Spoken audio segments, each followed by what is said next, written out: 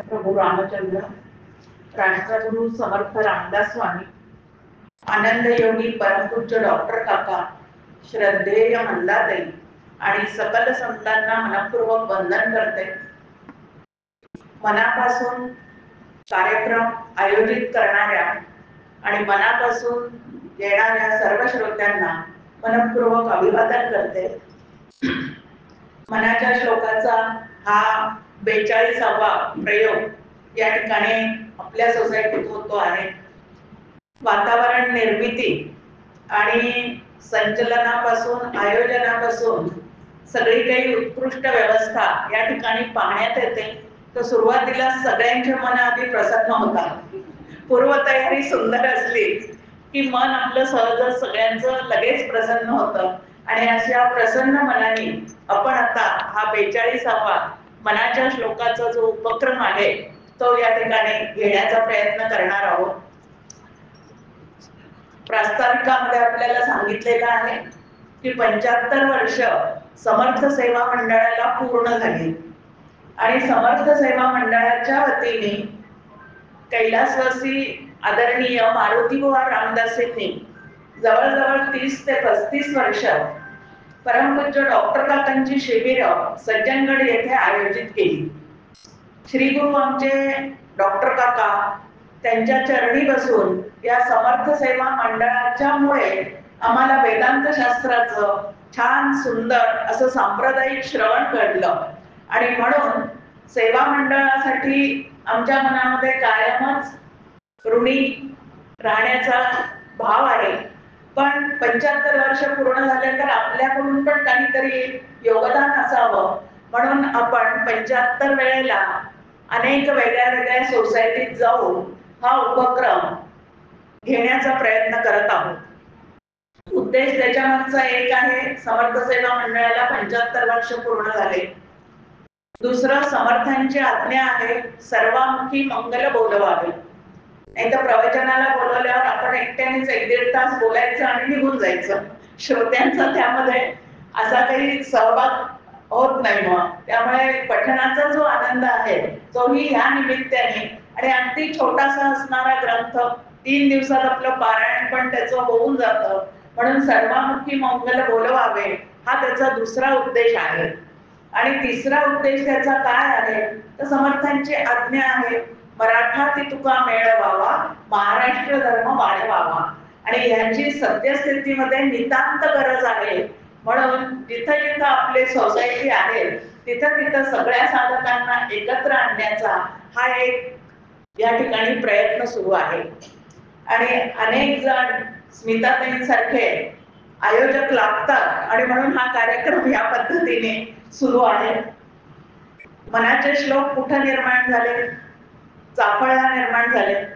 आता आदरणीय सीमाताईंच्या मार्गदर्शनाखाली ज्यांनी दासबोधाचा अभ्यास सुरू केलेला आहे, स्मिताताईंच्या मार्गदर्शनाखाली जे अभ्यासार्थी एकत्र आलेले आहेत त्या सगळ्यांना त्याची कथा सांगण्यात काही फारसं या ठिकाणी, कारण सगळ्यांना ती माहितीच आहे म्हणून त्याच्याकडे जास्ती न जाता एकच लक्षात घ्यायचंय की चाफळला 205 मनाचे श्लोक समर्थांनी लिहिलेले आहेत. आणि हे मनाचे श्लोक जे सहज स्फुरण समर्थांना झालेलं आहे त्या मनाच्या श्लोकाचं जर आपण चिंतन मनन व्यवस्थित केलं तर परमार्थ सिद्धीसाठी आवश्यक असणारी मनोरचना तुमची आमची तयार होते.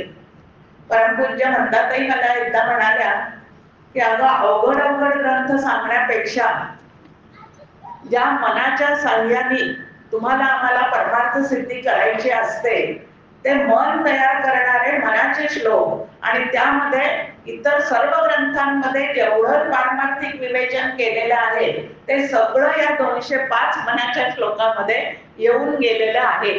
आणि हे अत्यंत जवळचे वाटतात.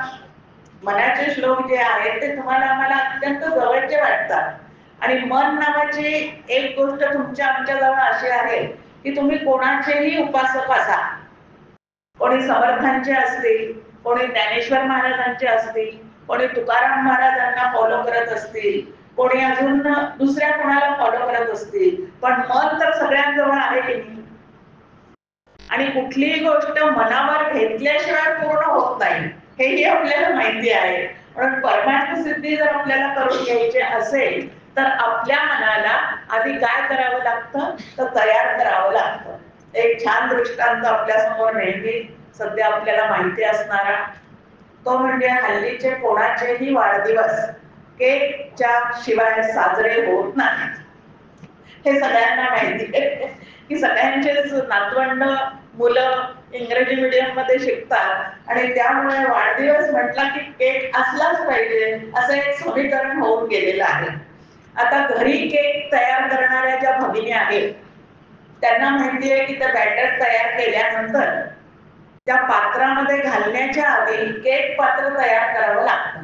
म्हणजे त्याला आधी लोणी म्हणा, तूप म्हणा, असं काहीतरी लावून थोडासा मैदा भुरभुरावा लागतो आणि त्यानंतर त्याच्यामध्ये ते मिश्रण ओतलं की त्याला तो तयार झालेला केक चिकटत नाही आणि तो व्यवस्थित बाहेर येतो. आता केक तयार करण्यासाठी जर केक पात्र तयार करावं लागतं आधी, तर परमार्थ सिद्धीसाठी आमचं मनोपात्र तयार करणं भाग आहे की नाही आम्हाला. असं जे मन आहे, असं जे आमचं अंतःकरण आहे, त्याद्वारेच तुम्हाला आम्हाला परमार्थ सिद्धीला न्यायचा असतो. सगळ्यात सुंदर असं एक छान उपकरण भगवंतांनी तुम्हाला आम्हाला जन्मताच देऊन टाकलेलं आहे की ज्याच्याद्वारे तुम्ही आम्ही अत्यंत सुंदर पद्धतीने जीवन जगू शकतो आणि आनंदाने जगू शकतो. पण जे मन भगवंताने आम्हाला त्याला ओळखण्यासाठी दिलेलं आहे, त्या मनाचा त्याच्यासाठी उपयोग न करता आम्ही मात्र त्याला 12 वाटे धावायला लावतो आणि मग तेच मन जे अत्यंत सुखाचा शोध आम्हाला लावून देऊ शकतं, तेच मन आम्हाला सातत्याने सुख सुख म्हणत आहे, दुःख ठाकून आले, या पद्धतीने आमचं मन आम्हाला सारखं दुःख द्यायला तयार होऊन कोणी केलेलं आहे. दुःख कोणी दिलेलं आहे किंवा दुःख झालेलं आहे म्हटलं की आपलं पोट नेहमी समोर असतं. त्याच्यामुळे तो बोलला म्हणून, त्यांनी असं पाहिलं म्हणून, त्यांनी तशी कृती केली म्हणून सगळं जेव्हा दुःख होतं तेव्हा बोट समोर आहे. पण हे संतांना मात्र अजिबात मान्य नाही.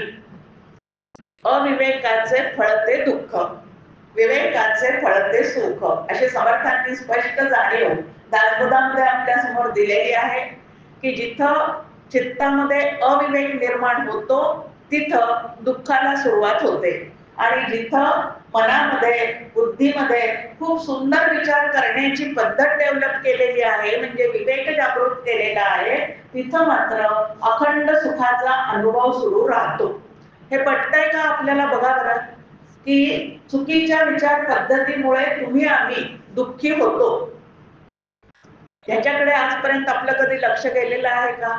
जोपर्यंत संत वाङ्मय हातात येत नाही, त्याचा अभ्यास आपण करत नाही, तोपर्यंत दुःख नेहमी दुसऱ्याने दिल्यासारखं वाटतं आणि इकडचे सगळे कमी पडले तर बोट इकडं जातं की एवढं तुमचं करते पण तरी माझ्या नशिबात असं का. म्हणजे देवाला सुद्धा आपण त्याच्यातून सोडत नाही. पण भगवंत आपल्याला म्हणतो, अरे सुखरूप होण्यासाठी तुझ्यासाठी वेद वेदांत शास्त्र निर्माण करून ठेवलेलं आहे, संतांची मांदियाळी तुझ्या समोर सातत्याने धाडतो आहे, पण तू डोळे उघडून ते ओळखत नाही. त्याला मी काय करणार आहे? येथे बोल नाही जनासी, शिकवावे आपुल्या मनासी. की माझ्या दुःखाचं कारण हे बाहेर नसून माझ्या चुकीच्या विचार करण्यामध्ये ते आहे, हे ज्याला समजलं तो नंतर संतांचे संगती, मनोमार्ग गती, आकळावा श्रीपती, येणे पंथे, याप्रमाणे आपल्या मनाला वळण लावण्याला तयार होतो. आता हे 200 मनाचे श्लोक जे आहेत ते आपल्याला वाटतं की लहानपणी पाठांतरासाठी असतात, पाठ करायचे आणि बक्षीस मिळवायचं, त्याच्यानंतर त्याचा नंतर संबंध जो आहे तो पूर्ण संपलेला असतो. मग त्याच्यानंतर पुढे जे लहान लहान मुलं पाठांतर स्पर्धेत भाग घेतात त्यांना ते प्रेझेंट द्यायचे असतात. बस मनाच्या श्लोकाचा आमचा संबंध संपलेला आहे. पण खरंच असं आहे का? लहानपणी पूर्वीच्या काळी पाढेपाठ करण्याची म्हणजे परावचा म्हणण्याची पद्धत घरोघरी होती. संध्याकाळ झाली की जसं शुभम करोती म्हणायचं त्या पद्धतीने पाढे पण पूर्ण म्हणायचे आता हे पाढे पाठ करण्याची पद्धत कशासाठी होती हो? पुढे चालून मोठे मोठे गणित आम्हाला सोडवावे लागतील तेव्हा पाढेपाठ केल्याचा उपयोग ते गणित सोडवण्यासाठी होतो, आहे की नाही? गुणाकार भागाकार मोठे मोठे असतील तर त्यावेळेला पाढेपाठ असतील तर ते आम्हाला उदाहरणं लवकर लवकर सोडवता येतात. तसं लहानपणी जर मनाच्या श्लोकाचं पाठांतर केलेलं असेल तर मोठेपणी प्रपंच करत असताना अनेक संकट आमच्या समोर येतील, कोडे निर्माण होतील, तेव्हा हे पाठांतर जर लक्षात असेल, नाही तर पुढचं पाठ मागचं सपाट असं होत असेल तर तो भाग वेगळा, पण हे पाठांतर जर लक्षात असेल तर त्यातला प्रत्येक श्लोक आमच्या समोर येणाऱ्या संकटातून आम्हाला बाहेर काढण्यासाठी मदत करणारा आहे. इतकं त्या मनाच्या श्लोकाचं महत्व आहे.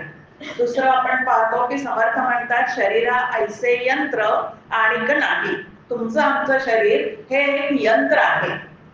आता आपण आपल्या घरामध्ये जेव्हा नवीन नवीन यंत्रसामुग्री आणतो, वॉशिंग मशीन आणतो, त्यानंतर डिशवॉशर आणतो, ओव्हन आणतो, मिक्सर आणतो, AC आणतो, त्या सगळ्या यंत्रासोबत एक छोटंसं माहिती पुस्तक आपल्याला दिलं जातं. युजर मॅन्युअल असं त्याला म्हणतात, की एक माहिती पुस्तक जे आहे ते तुम्हाला आम्हाला दिलं जातं. आता ते माहिती पुस्तक कशासाठी असतं? तर हे यंत्र कसं चालवायचं आहे, कसं वापरायचं आहे, त्याचा उपयोग कसा करून घ्यायचा आहे, त्याच्यासाठी ते माहिती पुस्तक असतं. तसं समर्थ रामदास स्वामींनी देहरूपी यंत्र ह्याचा विनियोग कसा करायचा आहे, ते कशासाठी उपयोगात आणायचं आहे, ते कसं वापरायचं आहे हे सांगण्यासाठी एक छोटं असं पॉकेट बुक तुम्हाला आम्हाला दिलेलं आहे. दिसायला अत्यंत छोटं आहे पण आशयाने अत्यंत मोठं असणारं असा हा छोटेखानी ग्रंथ आपल्या समोर उपलब्ध आहे. दुसरं आपल्या समोर आहे की हल्ली आपण पाहतो जे आपल्या पिढीने जे काय अनुभवलं त्याच्यापेक्षा हल्लीच्या पिढीजवळ पैसा भरपूर आहे, कुठेही काहीही कमतरता नाही. पैसा भरपूर आहे, सुखसोयींनी युक्त असणारे साधनं घरात भरपूर आहेत. एवढं सगळं असून समाधान मात्र त्यांच्याजवळ अजिबात नाही. हे आपण सगळ्या ठिकाणी अनुभवतो. एकत्र कुटुंब पद्धतीमध्ये पूर्वी आपण राहत होतो. एक टरबूज आणलं तर ते कापल्यावर एकेकाच्या हातावर एक एक फोड यायची, पण त्यामध्ये सुद्धा खूप समाधान, खूप आनंद ह्याचा तुम्ही आम्ही काय करत होतो, अनुभव घेत होतो. आता बाऊल भरून टरबुजाच्या फोडी मुलांच्या हातात असतात, पण ते खात असताना सुद्धा ना त्यांना आनंद आहे, ना त्याची किंमत आहे, ना काही आहे. ही परिस्थिती आपल्याला सगळ्या ठिकाणी दिसते. याचं कारण काय आहे, तो सुसंस्कार करण्याचं काम जे आहे ते थांबलेलं आहे. भोगवादी सगळ्यांना निर्माण करण्यामध्ये सगळे पटाईत झालेले आहे, पण मनाला सुसंस्कृत करण्यासाठी जे करायला पाहिजे ते मात्र घराघरातून होत नाही. आणि मग त्याचा परिणाम म्हणून काय झालेला आहे, भरपूर पैसा आहे, भरपूर शिक्षण आहे, परदेशात सुद्धा जाणं येणं सगळं काही व्यवस्थित चाललेलं आहे, पण मनोरुग्णांची संख्या सुद्धा भरपूर आहे आणि आत्महत्येचं प्रमाणही वाढलेलं आहे. लहान वयातच BP, लहान वयातच हार्ट अटॅक या सगळ्या गोष्टी सुद्धा सगळ्या ठिकाणी चाललेल्या दिसून येत आहेत. मग ह्याला कारण काय आहे, तर मन कमजोर झालेलं आहे. ते मन सशक्त राहिलेलं नाही, धैर्य सातत्याने खचत चाललेलं आहे. अगदी नवीन भाषेत बोलायचं झालं तर क्षणाक्षणाला सगळ्यांचं मन डिप्रेशन मध्ये जात आहे.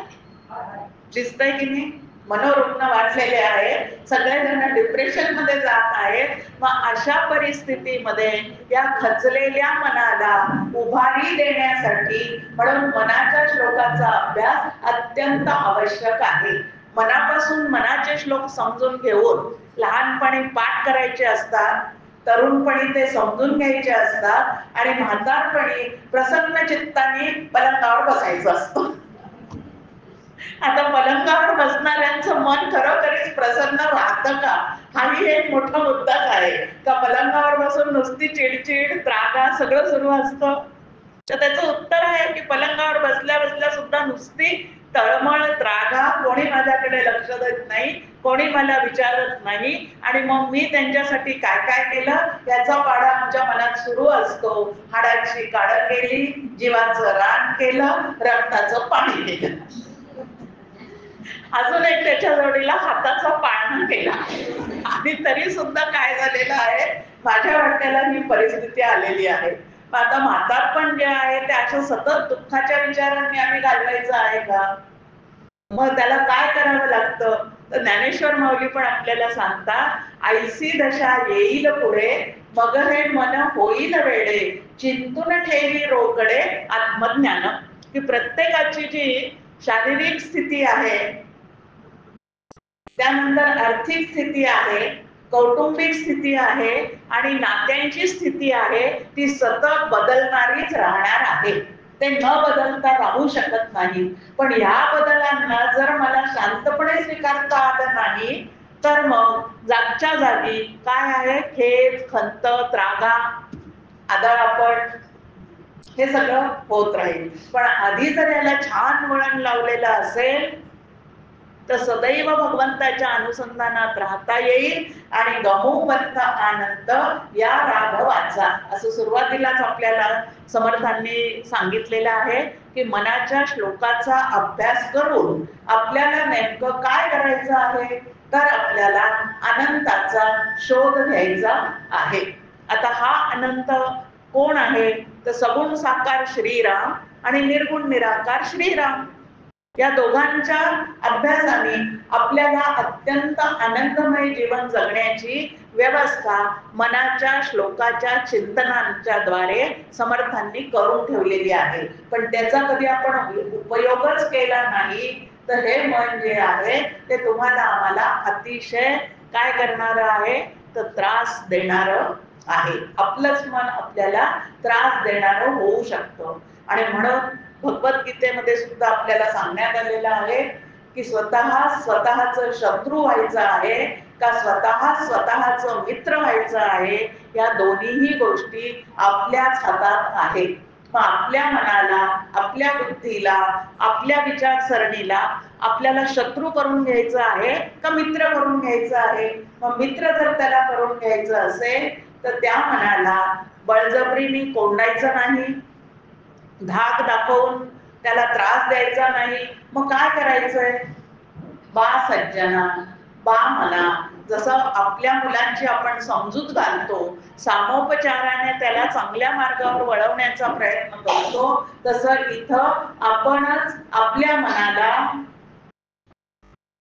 काय करायचं आहे, सांगितलं संचलन करताना अंजारून गोंजारून सांगितलंय आपल्याला की अंधारून गोंजारून या पद्धतीने त्या मनाला तयार करायचं आहे.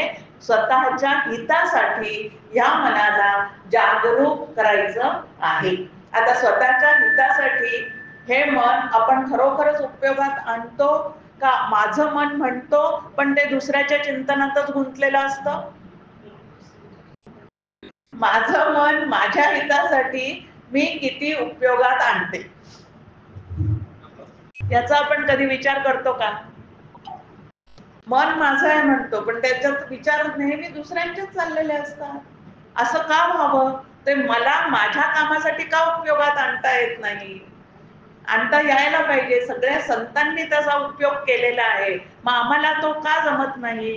कारण मनामध्ये ठाण मांडून बसलेला संसार रूपी शत्रू आम्हाला अजिबात तिथून हलू देत नाही. महाघोर संसार शत्रू जिणावा. समर्थांनी या संसाराला काय म्हटलेलं आहे? शत्रू म्हटलेलं आहे. का बरं शत्रू म्हटलेलं आहे? कारण सुखाने जगूच देत नाही तो आम्हाला. ही घटना झाली, ती घटना झाली, असं झालं, तसं झालं, असं सारखं नित्य एका दिवसामध्ये कितीतरी घटना तुमच्या आमच्या समोर येतात की ज्याने आमच्या मनाची पूर्ण तोडफोड होऊन जाते. मग असं मन कधी तुम्हाला आम्हाला खूप सुखाचा अनुभव देऊ शकणार आहे का? मग त्याला जर सुखाचा अनुभव देण्यासाठी तयार करायचं असेल तर समर्थ आपल्याला दासबोधामध्ये सांगतात मनाच्या तोडून ओढी, श्रवणी बैसावे आवडी, काळ घडीने घडी सार्थकची करावा. की ह्या मनाला जर स्वतःचं मित्र बनवायचं असेल तर संत संगतीमध्ये त्याला सतत श्रवण करण्याची सवय लावावी आणि श्रवणाच्या द्वारे आपल्या मनाला आवर घालण्याचा प्रयत्न जो आहे तो आपण करायला शिकावं. जितकं ते बहिर्मुख होईल तितकं तुम्हाला आम्हाला दुःख देईल आणि जितकं ते अंतर्मुख होईल तितकं तुम्हाला आम्हाला काय देईल तर आनंद, समाधान, शांती, तृप्ती देईल. आता दुसरा एक भाग आपल्या समोर आहे की सगळ्या संतांनी या मनाला का बरं उपदेश केलेला आहे. तर भगवद्गीतेमध्ये जो विभूती योग आपल्याला सांगितलेला आहे त्या विभूती योगामध्ये भगवंताने ह्या शरीरामध्ये मन ही माझी विभूती आहे असं सांगितलेलं आहे. आता मन ही जर भगवंताची विभूती आहे म्हणजे भगवंत तुमच्या आमच्या मनातच आहे, तो कुठं बाहेर नाही. आता त्या भगवंताचं स्वरूप काय आहे तर तो आनंद घन आहे. भगवंत मनात आहे, भगवंत आनंद घन आहे, तर माझ्या मनाला सारखं दुःख का होतं मग?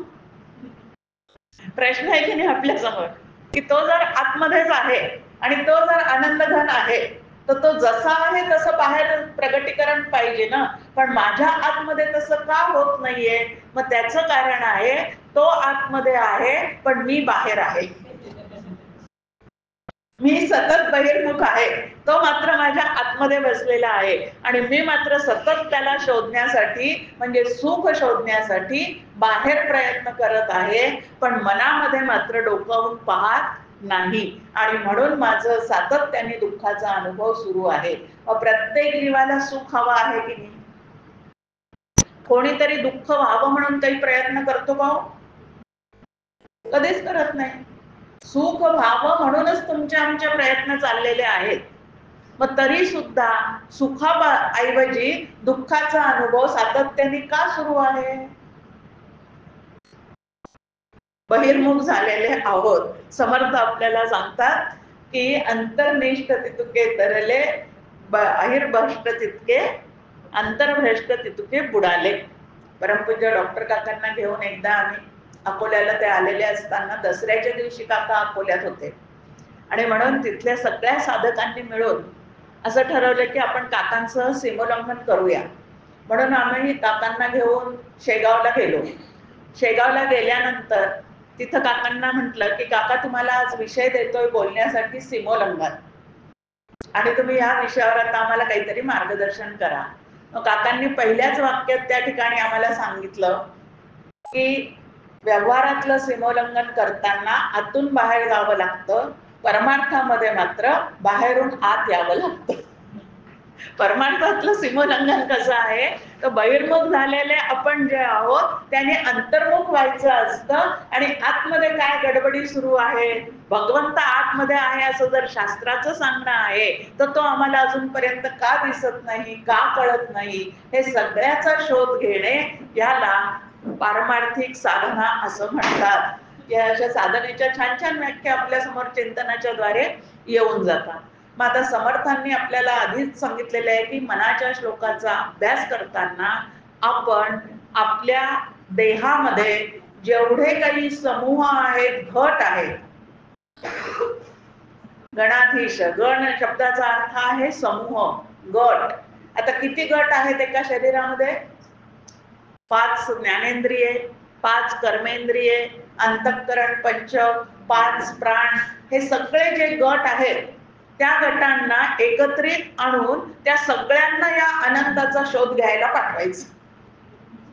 दुसरं 4 वाणीचा एक गट आहे. आता त्या वाणीच्या द्वारे व्यवहार तर आम्हाला करायचाच असतो, पण व्यवहार करत असताना सुद्धा वायफळ बडबड किती करते ही वाणी, नको ती बडबड किती करते, आपली ऊर्जा आपण किती त्यासाठी खर्च करतो.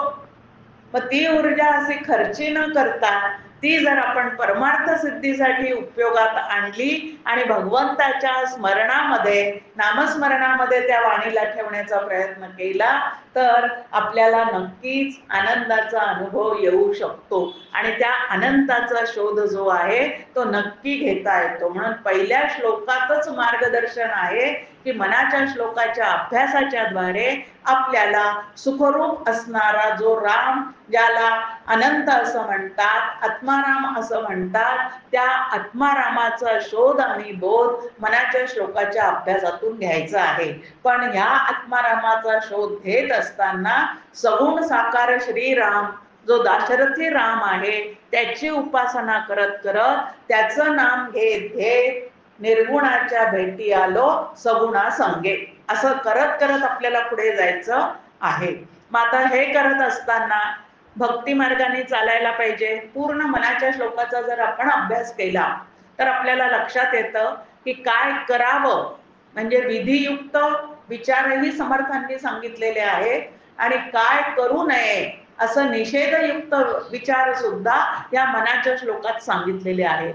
त्या छान त्याचा अभ्यास करायचा आणि आपल्या मनाला तसं वागण्यासाठी प्रवृत्त करायचं. नाही तर फजिती कुठं होते?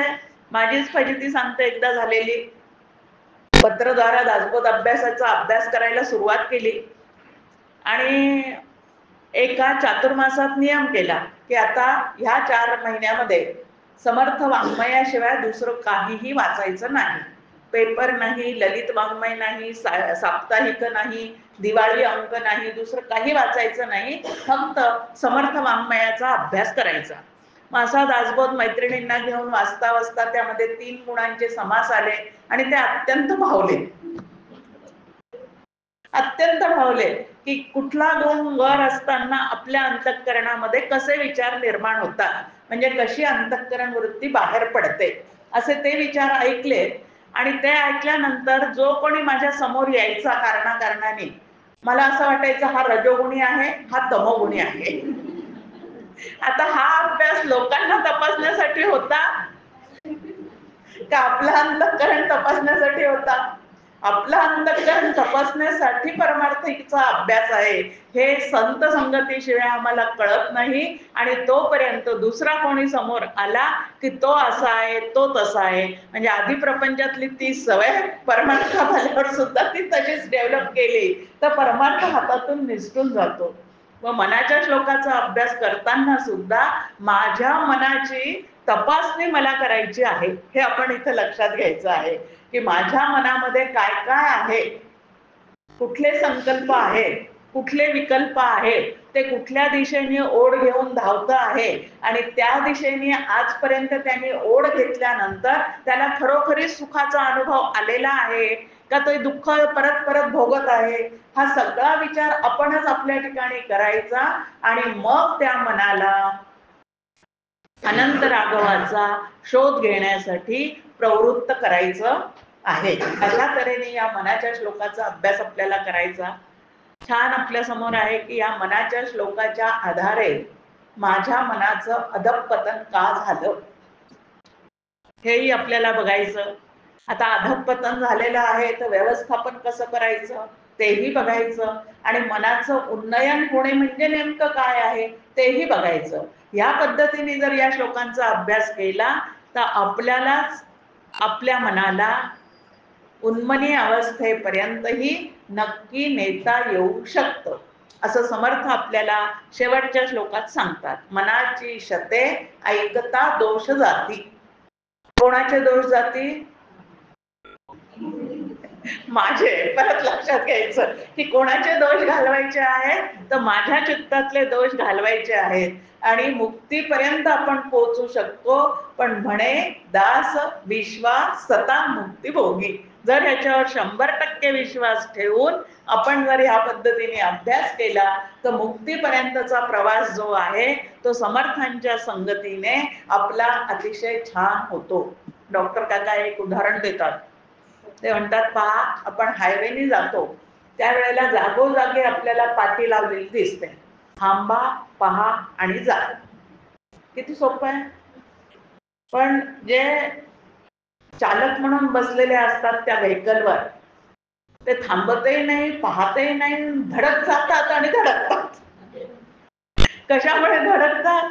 आता प्रत्येक वळणावर काहीतरी सिम्बॉल दाखवलेला असतो त्यांनी. इथं स्पीड ब्रेकर आहे, इथं गाव जवळ आलेलं आहे, इथं शाळा जवळ आलेली आहे, इथून फाटा फुटलेला आहे, असं सगळं सांकेतिक चिन्ह तिथं बसवलेले असतात. पण त्याच्याकडे न पाहता ज्या वेळेला भरधाव वेगाने ती गाडी चाललेली असते तेव्हा ती कुठंतरी धडक मारते, स्वतःचंही नुकसान करते आणि समोरच्याचं सुद्धा नुकसान करते. तसं पारमार्थिक प्रवास करत असताना थांबा, पहा आणि जा. स्वबुद्धीच्या गाढवावर बसून परमार्थाचा प्रवास न करता मला जर खरोखरीच तिथपर्यंत पोहोचायचं असेल तर संत काय सांगतात ते बघा, ते समजून घ्या आणि मग परमार्थाने पूर्णपणे उन्नयन करण्यासाठी हळूहळू पुढे जा. इतकं छान पद्धतीने सगळं मार्गदर्शन जे आहे ते आपल्या समोर आहे. आता आज आपण जो श्लोक या ठिकाणी घेण्याचा प्रयत्न करणार आहोत तो श्लोक आहे, रघुनायका वीण वायासी नावे, जना सारिखे व्यर्थ का बोसणावे, सदा सर्वदा नाम वाचे वसोदे, अहंता मनी पापिणी ते नसोदे. अहंताला समर्थांनी या ठिकाणी काय म्हटलेलं आहे? पापिणी म्हटलेलं आहे. आणि ह्या अहंतेवर कार्य करण्यासाठी किंवा अहंता म्हणजे नेमकं काय, ती आम्हाला कशी छळते, कशी त्रास देते, चित्तामध्ये कशी वाढते, हे सांगण्यासाठी समर्थांचे कितीतरी श्लोक या मनाच्या श्लोकामध्ये आपल्याला सापडतात. कित्येक श्लोकांमध्ये समर्थांनी आपल्याला सांगितलेलं आहे की हा अहंकार आपला सुटला तरच आपण रामरूप होऊ शकतो, सुखरूप होऊ शकतो, आनंदाने जगू शकतो. मग अहंतेला या ठिकाणी पापिनी म्हटलेलं आहे. आता ही अहंता म्हणजे नेमकं काय आहे?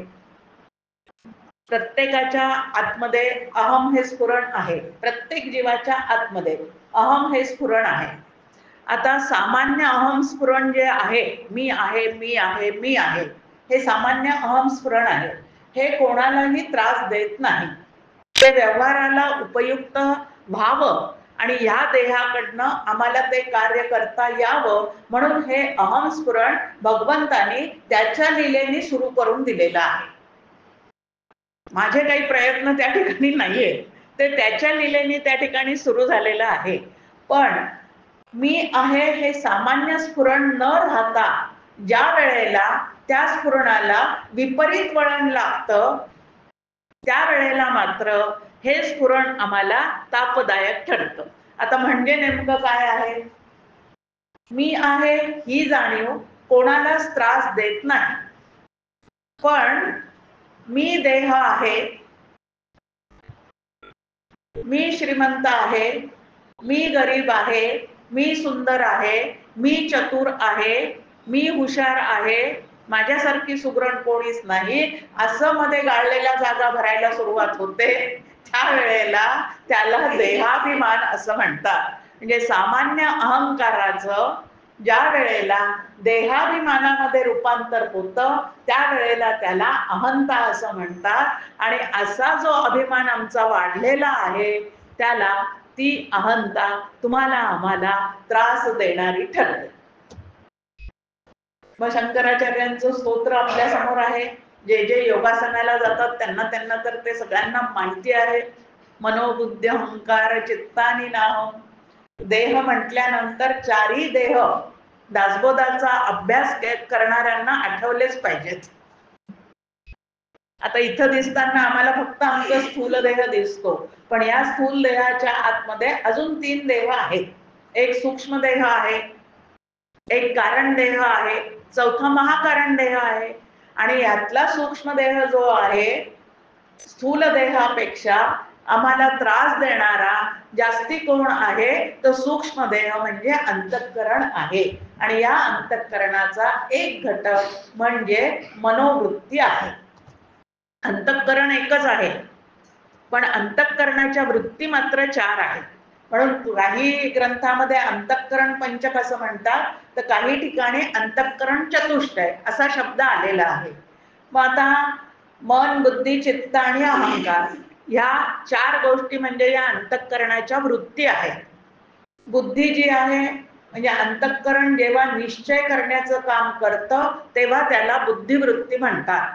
अंतःकरण ज्या वेळेला संकल्प विकल्प करण्याचं काम करतं त्यावेळेला त्याला मन असं म्हणतात. अंतःकरण ज्या वेळेला एखादी गोष्ट पक्की धरून ठेवतं त्यावेळेला त्याला चित्त म्हणतात. आणि अंतःकरण ज्या वेळेला मी येऊ आहे त्यों आहे असं सारखं मला आपण काय करत प्रोत्साहन देत राहतं, स्फुरण पावत राहतं, त्यावेळेला मात्र त्याला अहंकार असं म्हणतात.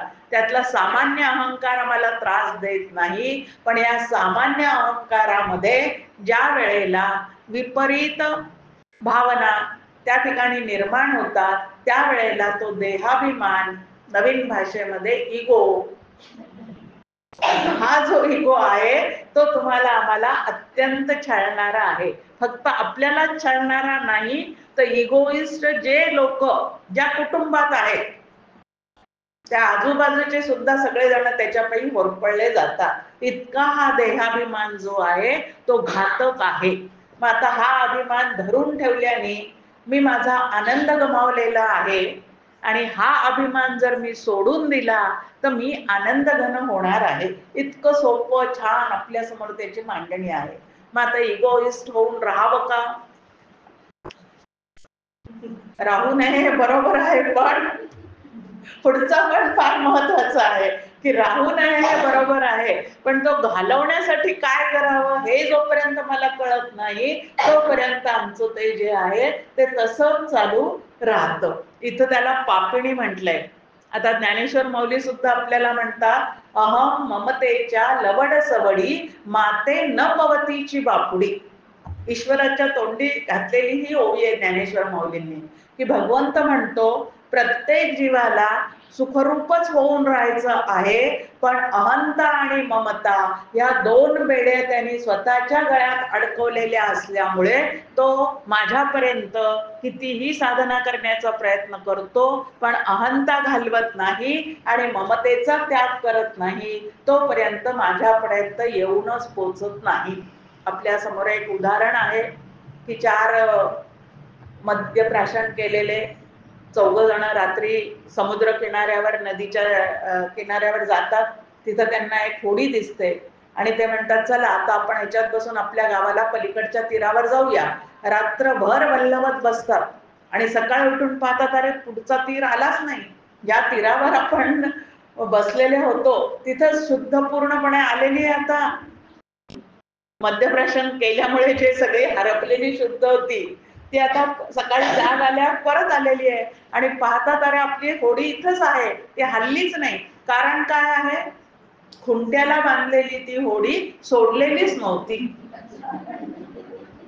आणि त्यामुळे किती वल्लवण्याचा प्रयत्न केला तरी पुढच्या तीरापर्यंत ते जाऊच शकले नाही. तसं तुमचं आमचं या ठिकाणी होतं. नामस्मरण करतो आहे, वाऱ्या करतो आहे, पारायण करतो आहे, भंडारे घालतो आहे, सगळ्या गोष्टी चाललेल्या आहेत, पण तरी पुढचा तीर म्हणजे सुख, शांती, आनंद, समाधान, तृप्ती आणि सर्वाभूती प्रेम हे मात्र अजून मनात निर्माण झालेलं नाही. म्हणजे परलोक आलेलाच नाही. आम्ही आहोत इहलोकातच. अजून काम, क्रोध, लोभ, द्वेष, मद, मत्सर हे सगळं जोपर्यंत मनामध्ये तसंच आहे तोपर्यंत साधना चालल्यासारख्या दिसतात, पण आम्ही मात्र जागेवरच असतो. आता समर्थांनी आपल्याला सांगितलं, आता या काम, क्रोध, लोभाचं जे मूळ आहे ते पण अहंत आहे. देह सापेक्ष अहंकार जितका जास्ती तितके काम, क्रोध, लोभ मनामध्ये वाढलेले असतात. स्वार्थ बुद्धी वाढलेली असते, पाप संकल्प वाढलेले असतात. जे जे इथं समर्थांनी सोडून द्यायला सांगितलं ना, कामालाही नाना विकारी म्हटलेलं आहे, फजिती करणारा म्हटलेला आहे. आता काम, क्रोध, लोभ या अहंकारामुळेच तुमचे आमचे वाढतात. कसं काय वाढतात? ते केव्हापासून वाढतात? अगदी मुलं लहान असतात तेव्हा आपण त्यांना म्हणतो देवाघरची फुलं आहेत, कारण तिथं अहंकाराचा काय झालेला नसतो, फुगा जास्ती मोठा झालेला नसतो. एकदम ते प्रसन्न असतात, कायम प्रसन्न असतात, निर्हेतुक त्यांच्या हालचाली चाललेल्या असतात. पण जसजसं मोठं व्हायला लागतात तसं सहेतुक सगळं सुरू होतं आणि अहंकार जो आहे तो त्यांचा वाढीला लागलेला असतो. मग आता तुमच्या आमच्या ह्या वयामध्ये तो किती वाढलेला असेल आपण कल्पना करूया की तो अहंकार जो आहे तो तुमचा आमचा किती वाढलेला आहे. मग आता हा अहंकार जो आहे, जो अहंकार तुमचं आमचं संपूर्ण जीवन दुःखमय करून सोडतो, तो अहंकार तसाच ठेवावा का काढून टाकावा. डॉक्टरांकडे आपण जातो, पोटात खूप दुखायला लागलं सांगतो, मग सांगतात सोनोग्राफी करा, अजून काय काय करा, ते सगळं करून घेतो. मग सांगतात कुठंतरी काहीतरी वाढलेलं आहे, तेवढं काढून टाकावं लागतं पोटामध्ये. अपेंडिक्स असेल, ट्युमर असेल, अजून काही असेल, तेवढा भाग काढून टाकावा लागेल असं त्यांनी सांगितल्यावर या स्थूल देहाचं दुःख कमी व्हावं म्हणून ते काढून टाकतो की नाही आपण. दुःख कमी करायचं असेल तर डॉक्टरांनी सांगितलं तेवढा भाग ऑपरेट करावा लागतो, काढून टाकावा लागतो. मग मनाच्या व्याधी सगळ्यात आधी व्याधी थांबवायच्या असतील तर संतांनी जेवढं सांगितलं तेवढं काढून टाकावं की नाही. साधं सरळ सोपं आहे, काही अवघड नाही याच्यामध्ये. की कशामुळे दुःख होतं. अहंता गुणे सर्व ही दुःख होते, आहे की नाही मनाच्या श्लोकामध्ये श्लोक. तुमच्या आमच्या वाटेला जेवढं काही दुःख म्हणून येतंय त्याचं कारण बाहेरचा दुसरा कोणी नसून आपल्या ठिकाणची अहंता हेच दुःखाचं मूळ आहे. आणि जर मला दुःख नको असेल तर दुःख देणारी अहंता जी आहे ती मला काढता आली पाहिजे किंवा ती काढली पाहिजे, हा विचार तरी आतमध्ये आला पाहिजे. नाहीतर आपलं काय आहे, उलट त्याच्यातच जास्त आनंद वाटतो, त्याच्यातच जास्त आनंद वाटतो. मला हे पटत नाही, मला ते पटत नाही, मला हे आवडत नाही, मला ते आवडत नाही, हे सगळं अहंकारातून आलेलं आहे. मी म्हणजे कोणीतरी एक आहे, मी एक असं व्यवस्थित वळण लावलेलं आहे आणि त्या पद्धतीने सगळं घरात चाललं पाहिजे असं ज्याला वाटतं त्याला अहंकारी व्यक्ती असं म्हणतात.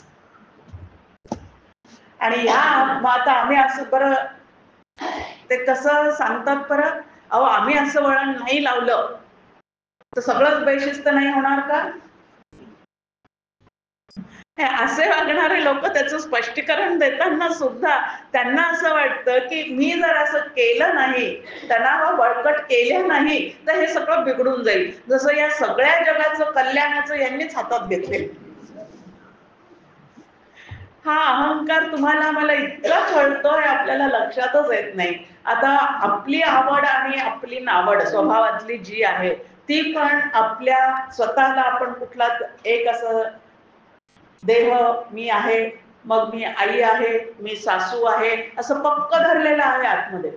आणि तसं पक्क धरून ठेवणं याला अहंता असं म्हणतात. आता शास्त्राने आम्हाला सांगितलेलं आहे तू ब्रह्म आहे, सोहम आत्मा ज्ञान बन अजन्म तो तूची जाण, असं शास्त्राने सांगितलं. गुरूंकडे गेल्यावर गुरु आम्हाला सांगतात की ते ब्रह्म तो आत्मा तू आहेस.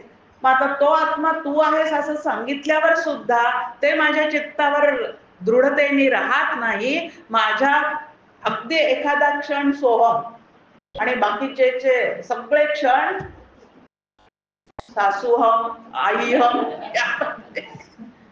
आणि मग ते जेवढे त्या नात्याचे अभिमान चित्ताने पकडलेले आहेत ना ते सगळे तुम्हाला आम्हाला त्रास देतात. आता मी सासू आहे असं पक्क जर धरून ठेवलेलं असेल तर सून जी आहे तिने माझ्या मनासारखंच वागलं पाहिजे. मी माझ्या सासूच्या मनासारखं कधीच वागलेली नसते हे. आणि कशा फजिती आहेत या क्षेत्रात.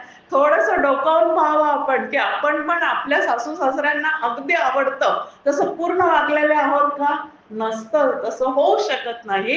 कारण व्यक्ती तितक्या प्रकृती आहेत, प्रत्येकाच्या आवडीनिवडी भिन्न असतात आणि आवडीनिवडी भिन्न असतानाही एकत्र नांदणं याला कुटुंब संस्था म्हणतात. की हे सगळं भिन्न असू दे पण तरी एका कुळात राहून आपण सगळ्यांनी काय करायचं आहे, एकमेकांना प्रोत्साहन देत देत सबका साथ सबका विकास हे याही घराघरातून पाहिजे हो, की सगळ्यांना तसं. पण इगोइस्ट असणारे तिने असं वागलेलं मला आवडत नाही, त्यांनी असं केलेलं मला आवडत नाही, हे सगळे अहंकारामुळे होणारे घराघरातले वाद आहे. अहो, आनंद राघव भेटेल तेव्हा भेटेल, पण निदान घरात सुख शांती मिळवण्यासाठी तरी मनाच्या श्लोकाचा अभ्यास आम्ही केला पाहिजे आणि स्वतःच्या मनाला थोडा तरी आवर घालण्याचा प्रयत्न प्रत्येकाला करता आला पाहिजे. आपण म्हणतो पहा, ते मनाला येईल तसं बोलतात, मनाला येईल तसं वागतात. याचाच अर्थ मनाला येईल तसं बोलणं आणि मनाला येईल तसं वागणं हे चार चौघात शोभा देत नाही. मग आपल्या मनात काय आलं ह्याच्यावर आधी ते चांगलं आहे का वाईट आहे, संत त्याविषयी काय बोलतात हे आधी विचार करायचा आणि मग शब्द निवडून बोलावा. समर्थ म्हणतात मनात आला तसा शब्द बाहेर काढू नका, तर निवडून बोला, की असं मी बोलल्यामुळे वैरी वाढणार आहे, कुटुंब टिकणार आहे का शत्रुत्व वाढणार आहे, या सगळ्याचा विचार करा आणि मग उत्तम पदार्थ दुसऱ्यास द्यावा. आता उत्तम पदार्थ शब्द हा एक उत्तम पदार्थ. जगामध्ये जगमित्र जिव्हेपासी आहे सूत्र, की तुम्हाला जगातल्या लोकांशी मैत्री करायची आहे का शत्रुत्व निर्माण करायचं आहे, सुख नेमकं कशात आहे, या सगळ्याचा सांगोपांग विचार करायचा आणि मनात येईल तसं न बोलता न वागता प्रत्येक गोष्ट संतांनी आधी मनाच्या श्लोकात हे काय सांगितलेलं आहे, मी असं वागले तर समर्थांना आवडेल का, मी असं बोलले तर समर्थांना आवडेल का, असा विचार करावा आणि मग ते बाहेर पडू द्यावं. पण तसं होत नाही. जिथं अहंकार जास्त तिथं मी माझेपणा घट्ट, जिथं मी माझेपणा घट्ट तिथं त्या मीला माझेपणाला थोडाही धक्का लागला की क्रोधावतार निर्माण झालेच. काम क्रोध लोभाचं मूळ जे आहे ते काय आहे, तर हा अहमपणा हे त्याचं मूळ आहे. आणि ह्या अहंकारामुळे रावण पूर्णपणे नष्ट झालेला आहे. ते आपल्या समोर आहे की अहंकारामुळे भोगासक्ती, अहंकारामुळे क्रोध, अहंकारामुळे लोभ, अहंकारामुळे काम, हे सगळे जितके वाढत जातात तितकं आपल्या समोर आहे. क्रोध जास्ती वाढला की हिंसाचार होतो, काम जास्ती वाढला की अनाचार होतो आणि लोभ जास्ती वाढला की भ्रष्टाचार होतो. मग तरी सुद्धा हा अहंकार चांगला आहे का? तरी सुद्धा हा अहंकाराला चांगलं म्हणायचं का आपण? चांगला नाहीये. मग तो काढण्याचे उपाय काय आहे, तर सदा सर्वदा नाम वाचे वसुदे. आता हा अहंकार आमचा केव्हा वाढतो, त्याला समर्थांनी इथं उत्तर दिलेलं आहे. अहंकार विस्तारला या देहाचा, स्त्रिया पुत्र मित्रा दिके मोह त्यांचा. हे सगळं मी आणि माझे याला परमार्थामध्ये मोह असं म्हटलेलं आहे. आणि पहा, लग्नाच्या वेळेला शब्द काय वापरला जातो, मंगलाक्षता टाकताना प्रत्येक कडवं म्हटलं झाल्यावर सावधान, कारण तिथून हा मोह वाढायला सुरुवात होतो. स्त्रिया पुत्र मित्रा दिके मोह त्यांचा, हा मोहाचा जो काही हे होतं ना तो तिथून सुरू होतो. मग सावध फक्त समर्थ रामदास स्वामी झाले आणि बाकीचे त्या क्षणापासून बेसावध असले. इतके बेसावध की जीव जायची वेळ आली तरी स्त्रिया पुत्र मित्राधिकांचा मोह जो आहे तो चित्तातला जात नाही. मग तिथून हा अहंकार जो आहे, मी माझेपणा जो आहे तो तुमचा आमचा वाढायला सुरुवात झालेला आहे. या अहंकारामुळे घराघरात वादविवाद जास्तीत जास्त वाढलेले आहेत. मी नाही सांगते, अहंता गुणे वाद नाना विकारी. समर्थांच्या मनाच्या श्लोकातलं एक एक फक्त अहंतेवर स्पष्टीकरण करण्यासाठी ती एक एक ओळ आपण घेतलेली आहे या ठिकाणी, की अहंता हा परमार्थ मार्गातला खूप मोठा अडथळा आहे आणि तो दूर केल्याशिवाय अनंत असणाऱ्या, सुखरूप असणाऱ्या, माझ्याच मनात असणाऱ्या रामाचा मला शोध लागणार नाही. मग अहंकार हा खूप मोठा काय आहे, शत्रू आहे, स्पीड ब्रेकर आहे, खूप मोठा आदळतोच माणूस त्याच्यावर जाताना, असा मोठा एक हे आहे. त्यानंतर शास्त्राचा अभ्यास करावा सगळेजण सांगतात. काही शब्दज्ञानाचं झाल्याशिवाय आपल्याला परमार्थामध्ये ब्रह्म माया या संकल्पना समजत नाही. मग थोडासा अभ्यास केला पाहिजे, पदाच्या परीक्षा दिल्या पाहिजे, मनोबोधाच्या परीक्षा दिल्या पाहिजे, असं करत जातो आणि शब्दज्ञान वाढत जातं. आता हे शब्दज्ञान वाढल्यानंतर म्हणजे या सगळ्या शास्त्रांचा अभ्यास करून आम्हाला ब्रह्मानंद प्राप्त करायचा आहे का ह्याचाही अभिमान मिरवून आम्हाला ब्रह्मराक्षस व्हायचं आहे? फजिती कुठे होते पहा, एक फांदी शिल्लक राहते. मग हा सगळा अभ्यास कशासाठी आहे? तर मनातला देव शोधण्यासाठी आहे. पण ते ध्येय बाजूला राहतं आणि झालेलं ज्ञान मिरवण्याचा प्रयत्न जेव्हा सुरू होतो त्यावेळेला मात्र ब्रह्मज्ञान ब्रह्मानंद बाजूला आणि ब्रह्मराक्षस एक फांदी आमच्यासाठी वाट पाहत थांबलेली आहे. असं सगळ्या गडबडी इथं होतात. म्हणून अहंता गुणे ब्रह्मराक्षस झाले. या शब्दज्ञानाचा, शास्त्रज्ञानाचा किंवा आपण करत असलेल्या साधनेचाही अभिमान जर आपण बाळगला तर भगवंतापासून कसं आहे? दूरच आहे. म्हणून अभिमान फार घातक आहे. त्यानंतर आता तो पालटायचा असेल तर मग काय केलं पाहिजे? त्याला समर्थ एका श्लोकामध्ये म्हणतात, विवेके अहंभाव हा पालटावा. विवेकाची साथ असल्याशिवाय खोट्या अहम विषयीचं वैराग्य आम्हाला प्राप्त होत नाही. आता विवेक केव्हा करावा लागतो? विवेक शब्दाचा अर्थ आहे निवाडा करणे, शास्त्रशुद्ध पद्धतीने निवाडा करणे असा विवेक शब्दाचा अर्थ आहे. मग आता विवेके अहंभाव हा पालटावा. आजपर्यंत देहबुद्धी, त्यानंतर देह मन बुद्धी परिस्थिती श्रीमंती या सगळ्या गोष्टीचा अभिमान मी खूप वाहिलेला आहे, म्हणजे धरून ठेवलेला आहे. पण त्याच्यातून मला सुख प्राप्त झालेलं आहे का? मग आता संतांच्या सहवासात आल्यावर ते आपल्याला सांगतात काय करा? अहंकार जेव्हा जेव्हा चित्तामध्ये उत्पन्न होईल तेव्हा तेव्हा ते काढून टाकण्याचा प्रयत्न करा. मग आता तो काढतोय का आपण? स्वतःच्या मनावर जर लक्ष असेल तरच माझ्या मनामध्ये आता माझा अभिमान बळावला असं मला जाणवेल.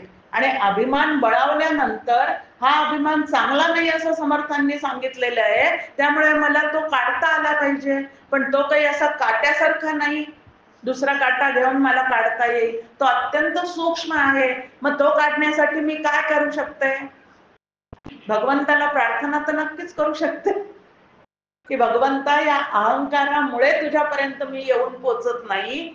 बाकीचं मला तू काही दे नको देऊ त्याबद्दल मला काही म्हणणं नाही, पण माझ्या चित्तातली ही अहंकारी वृत्ती जी आहे ती मात्र तू काढून टाकण्यासाठी मला मदत कर. अचपळ मन माझे नावरे आवरिता, तुझं विण क्षीण होतो धावरे धाव आता. नाही तर ह्याही ह्याच्यात आहे आमचा आम्ही सगळा अहंकार काढून टाकला, असंच बोलणारा अहंकारीच असतो. किती फजिती म्हणून आहे इथं की आम्ही ना सगळं काढून टाकलं मनातलं. पण काढून टाकलं हे दुसऱ्याला सांगितलं आणि तेही जोर देऊन सांगितलं की तिथं अभिमानही डोकं वर काढलेलंच आहे. आणि म्हणून तो माझा मला काढता येणारच नाही. तो अत्यंत सूक्ष्म आहे. त्या अहंकाराच्या रूपाने माया आमच्या आतमध्ये प्रविष्ट झालेली आहे. त्या मायेला जर घालवायचं असेल तर ज्याच्या अधीन ती आहे त्याला बोलवावं लागेल. छान उदाहरण आपल्या समोर असतं. श्रीमंतीच्या आपल्या व्याख्या काय काय आहेत? 3 BHK आहे, गाडी आहे, एक नसून 2 आहे, दोघांना 2 व्हीलर, परत दोघांना लागेल म्हणून एक 4 व्हीलर, त्याच्यानंतर सगळ्या फॅमिलीने फिरायला जायचं असेल तर अजून एक मोठी इनोवा. हे सगळं घरामध्ये आहे. पण ह्याच्याने श्रीमंती पूर्ण होत नाही. अजून एक त्याच्या जोडीला लागतं. एक तर अल्सशियन तरी पाहिजे, नाहीतर डॉक्युमेंट तरी पाहिजे. असं काहीतरी घरात असलं की ते श्रीमंती थाट जो असतो तो पूर्ण झालेला असतो. मग आता असे जे श्रीमंत लोक आहेत ज्यांच्या घरात तो कुत्रा आहे, तो कुत्रा जो आहे तो जर आपण तिथल्या दादासाहेबांना भेटायला गेलो तर पहिलं स्वागत कोण करतं? आपलं पहिलं स्वागत त्या गेट जवळ गेल्या गेल्या त्यांचं ते कुत्र करतं. आता ते कुत्र पर्यंत भुंकत राहतं जोपर्यंत आतून दादासाहेब बाहेर येत नाही आणि त्याला त्या मराठी भाषा कळत नाही कुत्र्यांना. त्यांना इंग्रजीत सांगावं लागतं. त्यावेळेला ते मागे सरतात आणि मग आता मुद्दा काय चालला की ते जे कुत्र आहे ते त्यांच्या मालकाच्या ऐकण्यात असतं. तसं ही माया सुद्धा कोणाच्या ऐकण्यात आहे? त्या भगवंताच्या ऐकण्यात आहे. म्हणून समर्थ असं म्हटलंय का की चपळ मनाला मी पूर्णपणे ताब्यात ठेवेल, असं नाही. रामाची प्रार्थना केली की माझी इथं शक्ती चालणार नाही बाबा, तू जर तिला आवर घातला तरच ती मागे होऊ शकते.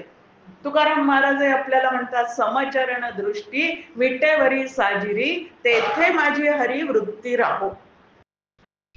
की तुझ्या कृपेशिवाय तुझ्या चरणाकडे माझ्या अंतःकरणाच्या वृत्ती वळणार नाहीत. मग भगवंताची प्रार्थना केली तरच ही माया आवरली जाते. माझी मी करीन म्हटलं की ती अजून वाढते. काय आहे की ती अजून पुष्ट होते. म्हणून इथं अहंता जी आहे ती तुम्हाला आम्हाला पुष्ट करायची नाहीये, नाही तर आम्ही ती सोडली म्हणून परत एकदा हे केलं की ती अजून काय होते, आम्हाला घट्ट धरते. म्हणून माया नावाचं तत्व छान समजून घेतलं तरच आम्हाला ह्याच्यातून सगळी सुटका करून घेता येते. नाही समजून घेतलं, गंमत कशी आहे पहा, दासनवमीला वगैरे प्रवचनाला बोलावणं येतात आणि आयोजक जे आहेत ना ते आधीच मला फोनवर सांगतात, काही सगळं सोपं सोपं सांगा, माया ब्रह्म काही सांगू नका.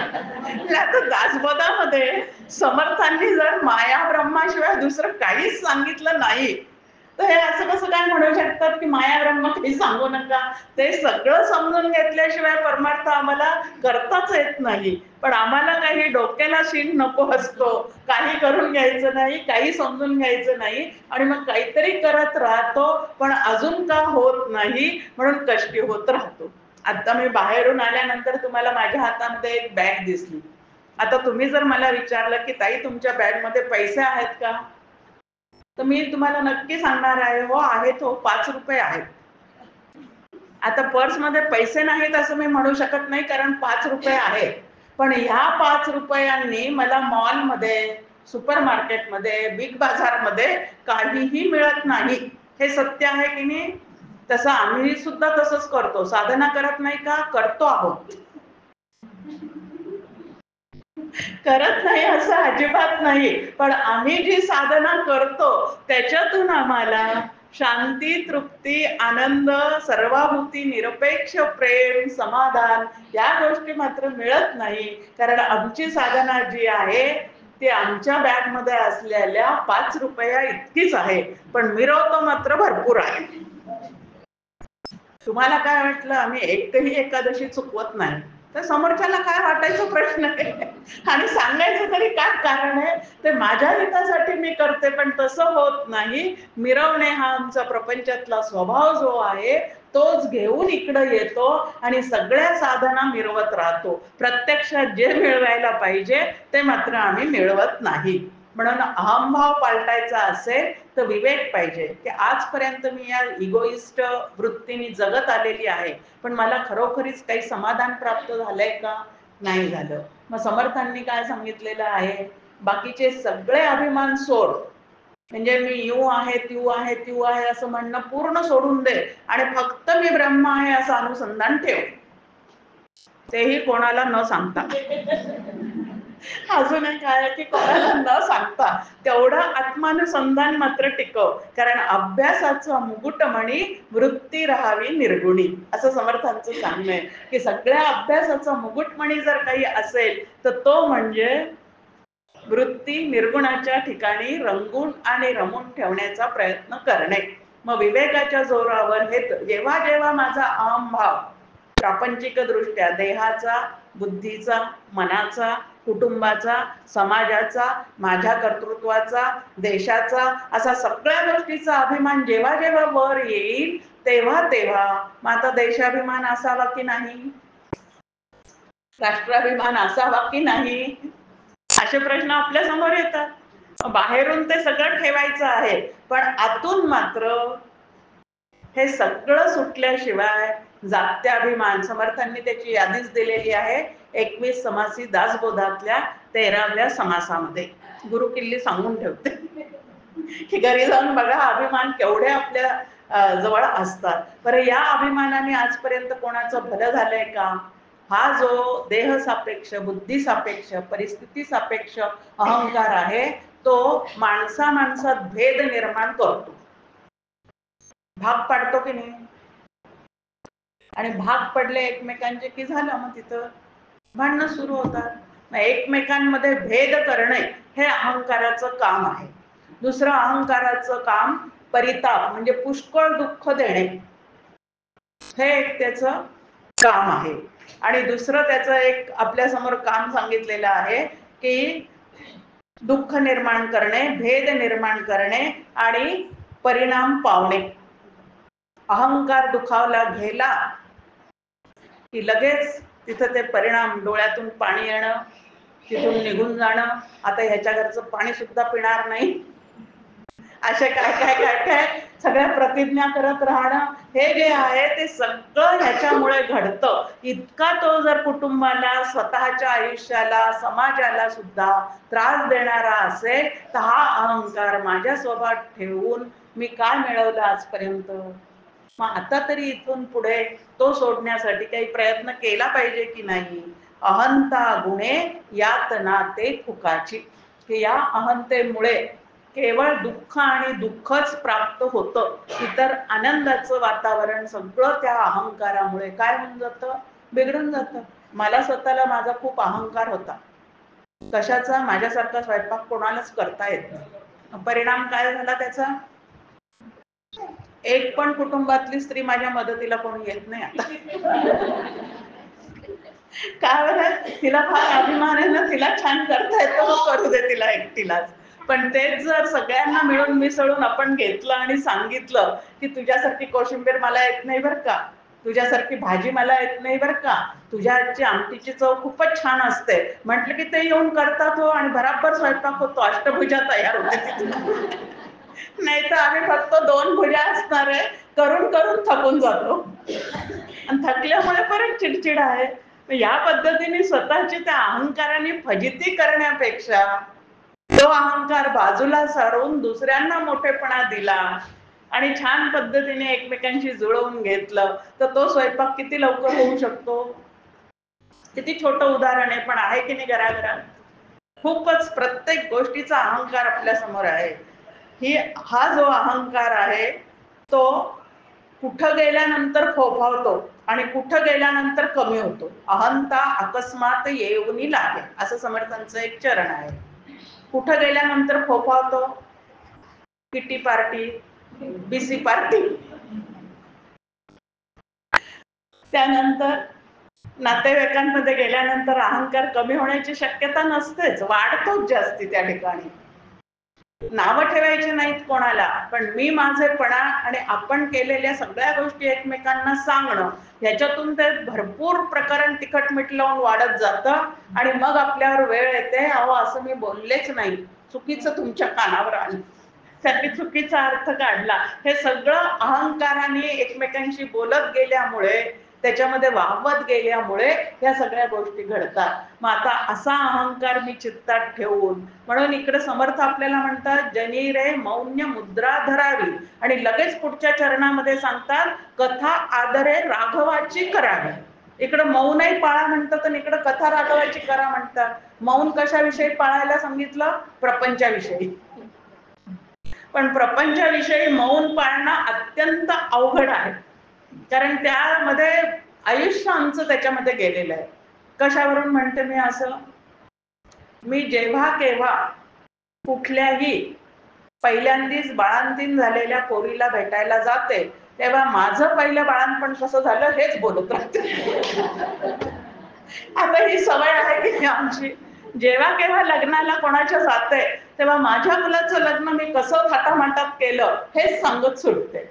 मग आता हे काय आहे, ही बोलण्याची जी सवय आहे ती कमी करावी लागती परमार्थात ज्याला यायचंय त्यांनी. परमार्थाविषयी मना मानसी दुःख आणू नको रे.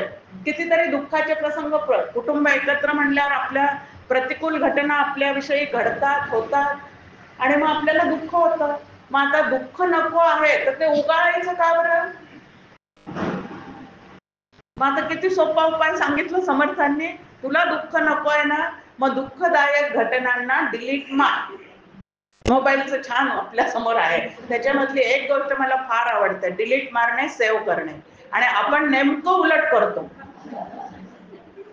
सेव्ह जे आहे ते 50 वर्षापासून घडलेल्या घटना सेव्ह आहेत आणि शिबिरात काय सांगितलं ते डिलीट आहे. लगेच तिथल्या तिथं ते डिलीट मारलेलं असतं. पण 50 वर्षापूर्वी मी घरात पाऊल टाकताना माझ्याविषयी कोण काय बोललं अजून लक्षात आहे. आता पूर्वीच्या काळी प्रेझेंट देण्याची पद्धत होती पहा, आणि मग ते कितीतरी तरसाळे यायचे, टोपलेच टोपले प्रत्येकाच्या ते असायचे. मग ते कुठलं कोणी दिलं हे लक्षात ठेवून मी बुद्धीचा किती चुकीचा वापर केलेला आहे. त्याची गरज आहे का मला? कोण काय बोललं हे ते लक्षात, ज्याच्यातून मला दुःख निर्माण होतं ते बोलण्यात काही अर्थ आहे का? त्याच्यापेक्षा वाणीला जर समर्थ काय म्हणले, नाथ महाराज काय बोलतात, एकनाथ महाराज काय बोलतात, तुकाराम महाराज काय बोलतात, असे जर गप्पा आपण एकमेकांशी केले तर त्याला संवादी बरळणं असं म्हणतात. आणि आता आमचं जे सगळं चाललेलं आहे ते काय आहे? एकत्र आलो बरं, दोघी मैत्रिणी एकत्र आल्यानंतर एकमेकींच्या माहेरची एकही व्यक्ती एकमेकांनी पाहिलेली नाही, पण किती तास गप्पा, बापरे. वेळ कसा निघून जातो त्यात ते कळतही नाही. पण इथं 5 मिनिटं एका मनाच्या श्लोकाचं प्रत्येकाला चिंतन मांडायला सांगा, मग त्या ठिकाणी काय गडबड होते? बापरे, 5 मिनिटं बोलायचं. कारण कधी वाणीला ते वळणच नाही. वळण कशाचं आहे? वळण कशाचं लावलेलं आहे? ते टीका करण्याचा काही याच्यात संबंध नाही. आम्ही असं आयुष्य घालवतो आणि मिळालेलं एवढं सुंदर नरदेहाचं जे काही सामर्थ्य आहे ते ह्याच्यामध्ये आम्ही सगळं काय करून टाकतो, तर वाया घालवून टाकतो. समर्थ आपल्याला म्हणतात, आयुष्य हेची रत्नपेटी, माझी भजन रत्ने गोमटी, अर्पून या ईश्वरी लुटी आनंदाची करावी. आनंदाची लयलूट करायची आहे ना तुम्हाला जीवनामध्ये, मग भगवंता इतकं आनंद रूप दुसरं काहीच नाही. म्हणून मौन कशासाठी? प्रपंचासाठी. आणि कथा कशासाठी? तर वाणीचं सार्थक होण्यासाठी राघवाची करा म्हणून सांगतात. पण कथा आमच्या वेगळ्या चाललेल्या असतात. डॉक्टर काका गमतीने म्हणतात, नातू पुराण, ननंद पुराण, असे पुराण आमचे सारखे चाललेले असतात. फिरायला गेलेले असतात दोघी, पण त्या दोघी कधीच नसतात, त्यांच्यासोबत अजून 8-10 जण असतात, उपस्थित नसतात. शरीराने नसून वाणीच्या द्वारे तिथं त्यांनी ते उपस्थित केलेले असतात. आणि असा सगळ्या चित्ताचा आनंद बिघडवून टाकण्याचं काम करतो, त्याला माणूस असं म्हणतात. अशी माणसाची एक व्याख्या आपल्या समोर आलं. आता ही अहंभावाची निर्मिती सातत्याने आपल्या मनामध्ये का होती, त्याचं समर्थ इथं कारण सांगतात. सदा विषयो चिंतिता जीव झाला, अहंभाव अज्ञान जन्मासी आला. हे 5 विषय, शब्द स्पर्श रूप रस गंध आणि सत्ता संपत्ती यश कीर्ती प्रतिष्ठा, याची असणाऱ्या ओढीचं सतत चिंतन ज्याच्या चित्तात आहे त्याच्या ठिकाणी एखादा अहंभाव जन्मास कसा येतो? कोणाच्या तरी आम्ही घरी गेलो बीसी पार्टीला, तिथं सुंदर सोफा सेट पाहिला. आता तो सुंदर 5-10 हजाराचा, आता त्याच्यापेक्षा मी जास्त बोलू शकत नाही, लाखाच्या नंतर नवीन पोरं बोलतात, आपल्याला त्याच्या पुढे जाता येत नाही. तर तो सोफा सेट पाहिल्यानंतर घरच्या सोफा सेटवर बसावंच वाटत नाही. अहंभाव जन्मासी आला. नाही, मी पण तसा घेईनच आता, ह्या बीसीत नाही पण पुढच्या बीसीमध्ये मी तसा आणीनच, असं म्हटलं की त्या विषयाच्या चिंतनामुळे हा अहंभाव सतत टवटवीत राहतो. आणि म्हणून विषयजनित सुखे सौख्य होणार नाही असं आम्हाला स्पष्ट सांगितलेलं असून सुद्धा विषयापेक्षा सुद्धा विषयाचं चिंतन जास्ती घातक आहे.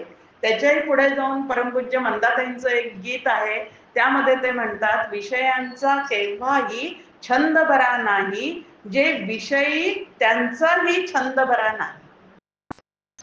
विषयांचा संग तर नकोच, पण ज्यांना असं विषयांची ओढ आहे त्यांच्याकडे गेलं की तिथून येताना ते अहमभावाचं भूत डोक्यावर बसतंच आमच्या.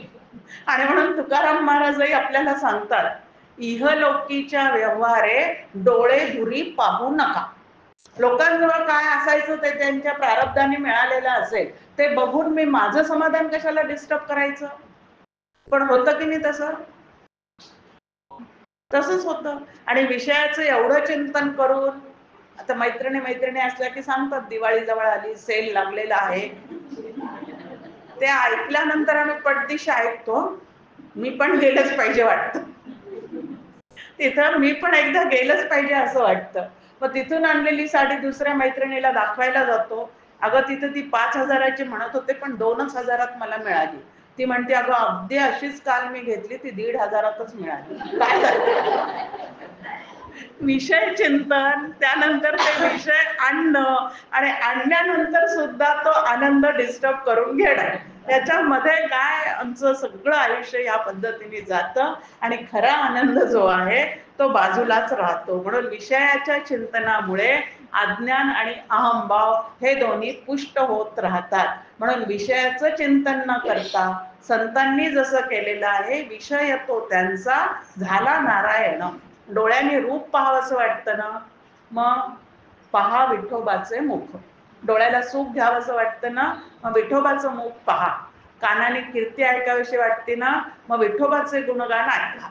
असं सगळ्या इंद्रियांना विठोबाकडे लावा, म्हणजे ते बरोबर व्यवस्थित तिकडं सुखरूपतेकडे जात राहतात. आणि दुसऱ्या ठिकाणी ते गेले की तिथं मात्र काय होऊन जातं, दुःख होत राहतं. अहंभाव ज्या मानसीचा विरेना, तया ज्ञान हे अन्न पोटी जिरेना. जिथं अहंकार जास्ती आहे तिथं कधीही शुद्ध ज्ञान होऊ शकत नाही.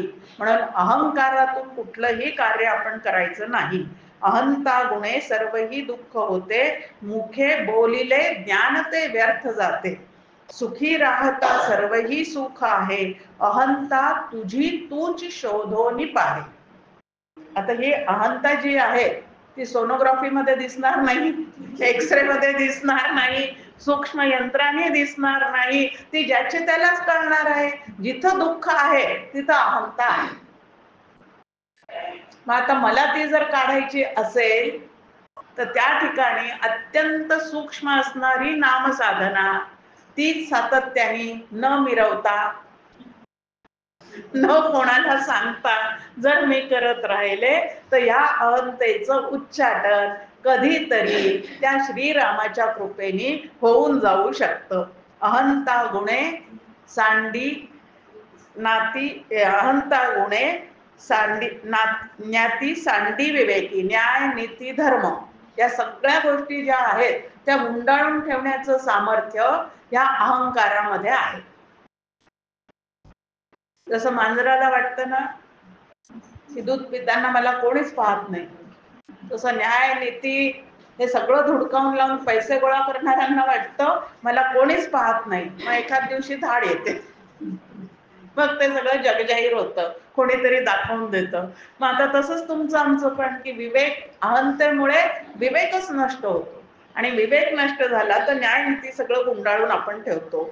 अहंता गुणे कल्पिताही कळेना. ब्रह्म नावाचं तत्व, ईश्वर म्हणजे काय, जीव आणि ब्रह्म एकच कसा आहे हे जोपर्यंत मी जीव आहे, मी देह आहे, मी कर्ता भोक्ता आहे असे अहंकार जोपर्यंत जास्ती आहे तोपर्यंत हे समजून घेण्याकडे इच्छा सुद्धा होत नाही, असा त्याचा दोष आपल्या समोर आहे. आणि मुळात प्रत्येक जीव जो आहे तो ब्रह्मरूप आहे. जीवो ब्रह्मैव नापराहा हा सिद्धांत आपल्या समोर ठेवलेला आहे की प्रत्येक जीव मूळचा ब्रह्मरूप आहे. ब्रह्मरूप आहे म्हणजे तो आनंद घन पण आहे, कारण ब्रह्म इज इक्वल टू आनंद असं समीकरणच आहे. मग ब्रह्म रूप आहे म्हणजे आपण सगळे आनंद घन आहोत. मग आनंद घन असून सुद्धा दुःख का भोगतो, तर स्वरूपी उदयला अहंकार राहू. अहंकाराला राहू ग्रह म्हटलेले आहेत. राहू नेहमी सगळ्यांना शनी काय राहू काय हे काय देतात, राहू केतू शनी आपल्याला सगळ्यांचा त्यांचा धाक आहे. मग ते सगळे तुम्हाला आम्हाला त्रास देतात. मग ते त्रास देतात आणि स्वतःचा आनंद आपण पूर्णपणे विसरून जातो. म्हणून या अहंकारापासून स्वतःला दूर ठेवण्याचा प्रयत्न करणे याला साधना असे म्हणतात. असं पाहून आज आपण इथं थांबूया. जय जय रघुवीर.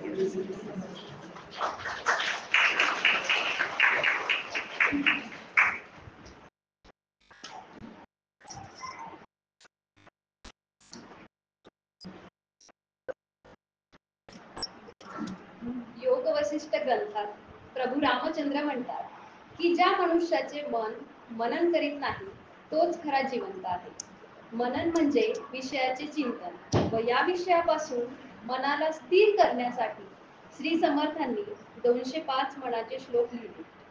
त्याच मनाच्या श्लोकावर आदरणीय सौ जयश्रीताईंनी अतिशय सोप्या शब्दात केलेले प्रवचन आताच आपण ऐकले.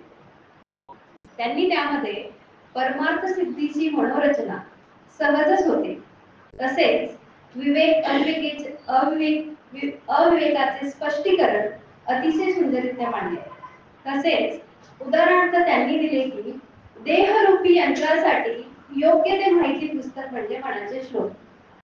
मनाला उभारी देण्यासाठी मनाला मित्र कसे बनवावे, अनंताचा शोध घेण्यासाठी मनाच्या श्लोकाचे महत्व आदरणीय जयश्रीताईंनी अगदी सोप्या भाषेत सांगितले. परमार्थातील सीमोल्लंघनाचा मुद्दा सुद्धा अतिशय सुंदर होता. आत्मारामाचा शोध घेण्यासाठी मनाला कसे प्रवृत्त करावे आणि अहंता कशी काढता यावी हे उदाहरणासहित स्पष्ट करून सांगितले. शेवटी त्यांनी सांगितले वृत्ती ही निर्गुणाच्या ठिकाणी टिकून कशी राहावी किंवा कशी ठेवता यावी यासाठी कसे प्रयत्न करावे हे त्यांनी या प्रवचनातून सांगितले. आणि आजचे चिंतन अतिशय सुंदर झाले. तसेच जसे तुम्ही आज सर्व कार्यक्रमाला उपस्थित राहिले त्याचप्रमाणे उद्या पण आपल्या मित्रमैत्रिणींसह प्रवचनाला उपस्थित राहावे ही विनंती. यानंतर हळदी कुंकू व प्रसाद वाटप होणार आहे. त्यामुळे कोणी प्रसाद घेतल्याशिवाय हॉल सोडू नये. आणि शेवटी